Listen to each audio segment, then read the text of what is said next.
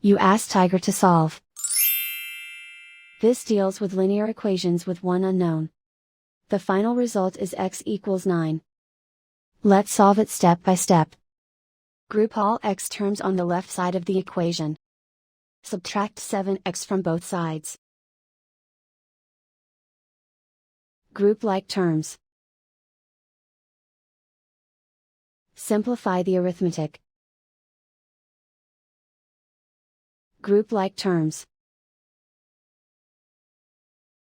Simplify the arithmetic. Group all constants on the right side of the equation. Subtract 8 from both sides. Simplify the arithmetic.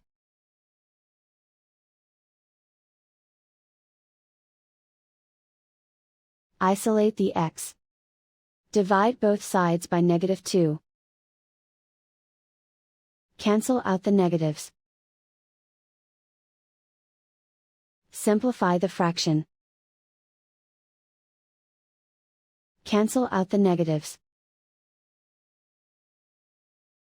Find the greatest common factor of the numerator and denominator.